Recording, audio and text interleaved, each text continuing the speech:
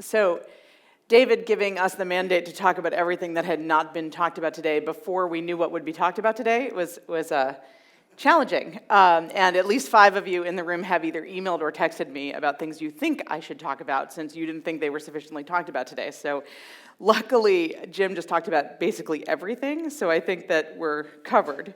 But I want to take the chance to talk about something that is underpinning most of what we've heard today, which is infrastructure.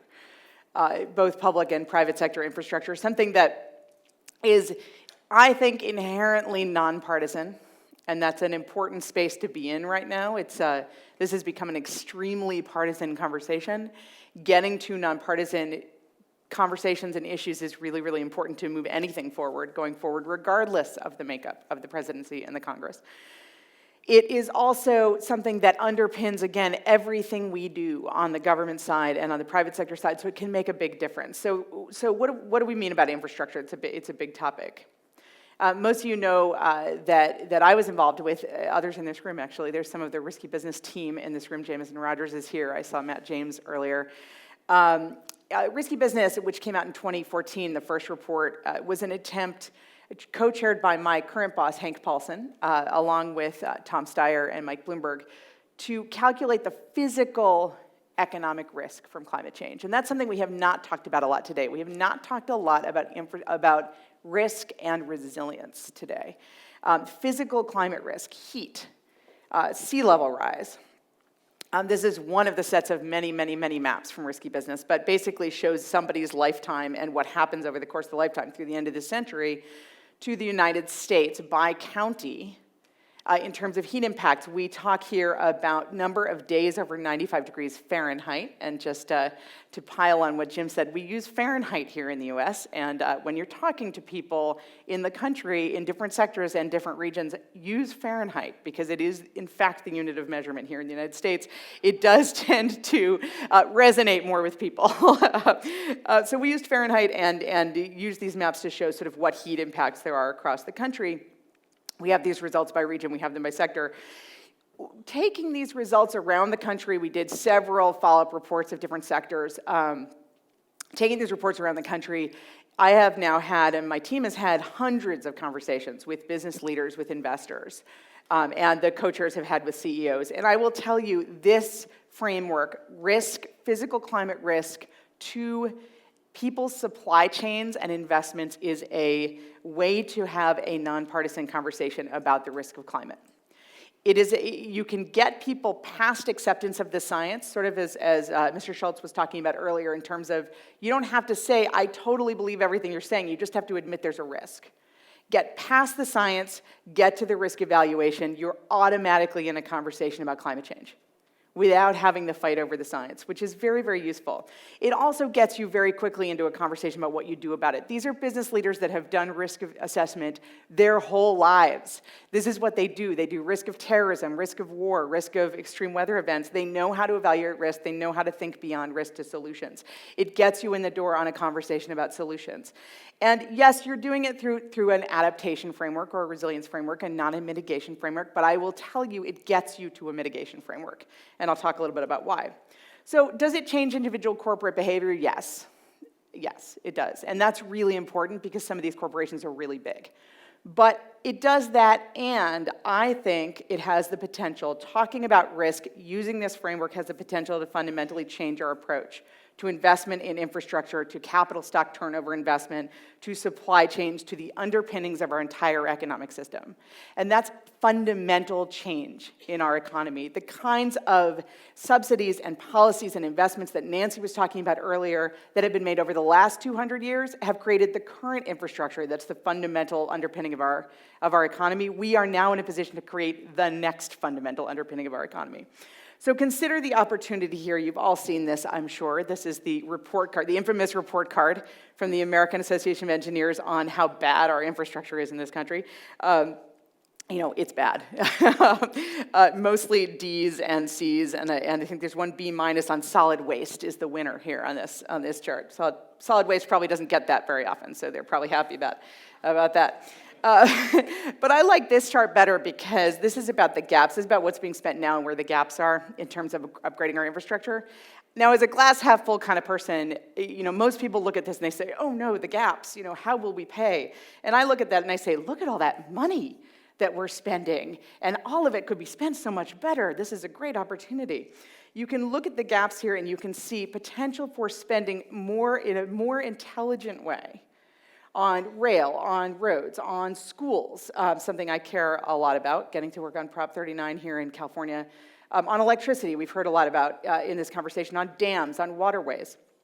We have an opportunity to upgrade and replace and retool this public sector infrastructure and some private, using a framework that actually incorporates climate risk analysis. Are these things being built in areas that are safe, given the numbers that we know and we know is going to happen to the heat systems and to the sea level rise and to the climate, to precipitation? But also, are they being built so that they can help decarbonize the economy and bring that risk down? And by decarbonize, I do mean carbon removal as well as lower carbon emissions. Carbon removal is a critical part of this conversation. An example from the energy sector, a personal example from the Risky Business Initiative. We spend a lot of time talking about heat. You saw those maps. Increased heat means two things in the electricity sector. This is very dumbed down. I'm cognizant of Secretary Chu being in the front row here and saying this in a very untechnical way, but essentially increased heat, your power plant gets less efficient, works less well, your transmission lines transmit less well, and people use a lot more electricity. So supply goes down, demand goes up. Our research shows about 95 gigawatts of new energy demand just from heat increases from climate change by 2040 in this country. So you go into a utility or you go into a transmission distribution conversation talking about these heat increases and risks, it immediately leads to the question of how do you meet that power demand? That immediately leads to the question of lower carbon and more distributed systems that are less risky and will help mitigate the problem as they help solve for the problem. So that's just one example. There are examples like that from every region and every sector of this country. And that's why it's exciting. This is a conversation you can have with just about any industry. We are starting to see some good examples in the policy arena in dealing with this and starting to integrate these risks into budgeting. The 2016 federal budget had new flood standards, you probably saw this, that required resilience in all projects built in floodplains. That means every single project from any agency, whether it's HUD, whether it's HHS, whether it's the farm agency, any project built in a floodplain now built differently. That is a significant impact on our economy. We saw just on April 22nd, the Federal Highway Administration put out a notice of proposed rulemaking, you may have seen this, to include performance metrics on GHGs in highway standards. That's a significant change to how we build highways, significant change to our economy if that goes through. We need to do more of that, and the first thing I'll say on this panel is infrastructure bill. An infrastructure bill is something I believe could get through Congress. It's something that the private sector is deeply behind because these are the infrastructure that moves their stuff, and it's something that both sides of the aisle have talked about. It's something that could include climate risk and decarbonization standards and could fundamentally change how we think about infrastructure, and ultimately those tentacles reach out and can change how we do economic growth. On the private sector side, there's a lot of capital stock turnover happening. Capital stock turnover, so people's fleets of cars, their manufacturing plants, their equipment, their supply chains, their fixed assets. These things move, it's about 12-year average of how quickly these things move, some much slower, some much faster. I'm happy to say that the Risky Business Project, which still exists, is looking at this issue, and stay tuned on that, because that's the next thing we're looking at. But there is a lot of capital stock turnover in this country, in developed countries, and there's also a need for a lot of new capital stock in developing countries. And this is a slide I like because it shows you that it's sort of like a how steel equals urbanization slide. We here in the US, if you look at the US line, this is essentially all the steel we use in our current economy. So steel per capita in the economy today, in what we've already built up and what we continue to use, we're sort of flattening out. You look at countries that are less developed, particularly look at China and India here, they are urbanizing quickly, they are building quickly. Those buildings, those systems use a lot of steel. You could have the same chart for concrete, you could have this same chart for any number of commodities that are sort of the underpinning of our economic system.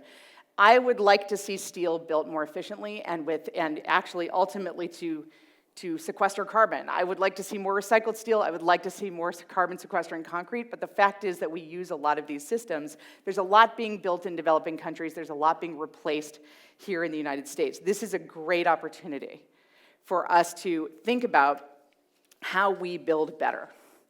And how do you do that?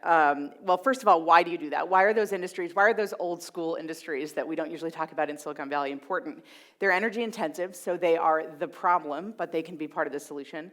They're multinational, which means they're global influencers, which means they operate both at a local level in terms of their climate impact and at a global level in terms of policy. They have a lot of influence on policymakers, and they are job creators, particularly in manufacturing, but also construction. But this manufacturing slide is just an example of why we like manufacturing jobs. They have a big multiplier effect. They create a lot of middle-skilled jobs. They are the kind of jobs that people leaving things like the coal sector, not necessarily the miners, but leaving some things like the coal power plant sector may be actually able to be retrained to do. So we like these kinds of jobs.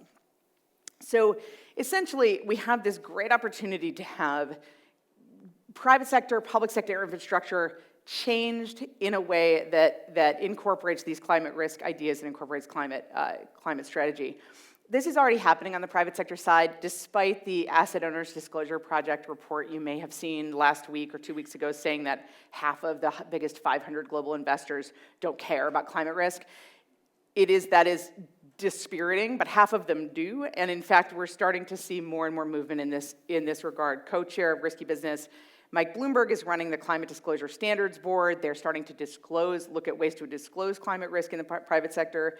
The Institutional Investment Network is working with endowments and pension funds and big investors to think about portfolio diversification to deal with climate risk and carbonization.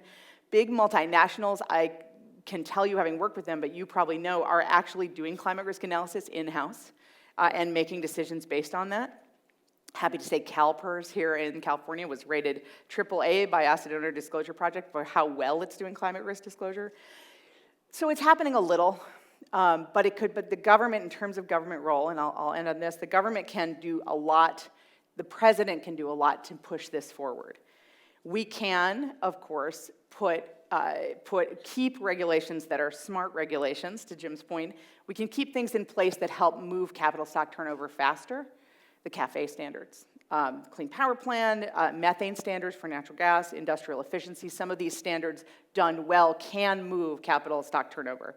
We can see SEC disclosure of climate risk actually enforced. Technically, climate risk is a material risk to companies. Mostly it's not enforced as a disclosure. We can look for better disclosure on risk because disclosure by companies does in fact lead to risk analysis and change in behavior. We can incorporate risk into federal contracting. We can make sure our federal contracts are not paying for stuff that is risky and that is high carbon. We can actually incorporate some of these standards just in the way the federal budget did with the floodplains. We can use development banks to start pushing some better investment to those developing countries that are building all this new stuff that has to be built better than we built it when we did it. We have got to push for leapfrogging and for better technology in those countries. And to Nancy Fund's point, we can see much better data and transparency from the federal government. Just to know, I mean, one of the big problems with climate risk disclosure is no one knows how to measure it. It's very, very hard to measure. We used 20 terabytes of data on the Risky Business Project, and we only looked at 4 industries. It's very, very data intensive to do this at the level you need to if you are a company and you actually need information. So you might ask, why won't all these companies with all this stuff that I'm imposing on them just move to other countries? Why won't they just leave? 2 things that are different than they were before. 1, climate risk is a bigger deal in the global south than it is here. You want to move your manufacturing plant to a place that has even worse sea level risk than we have here? Good luck. Other countries are looking at these risks and experiencing them today. So that's going to affect your 5-year investment, not your 40-year investment in some places in the global south. But more important, we now have a global framework on climate change. That was not true before. It is true now. Other countries are also putting emissions reductions into place, are also thinking about some of these ideas. So all of this can sound, especially in Silicon Valley, sort of like an old economy conversation. Why are we talking about big multinational manufacturing firms and infrastructure? Well, ultimately, this is the stuff that underpins our economy. This is the stuff that underpins the new economy, just as it did the old economy. This is what we have to do right in order to move an economy that's actually going to serve us for the future. So I will leave it there and look forward to a conversation about how we actually do it. Thanks. Thank you.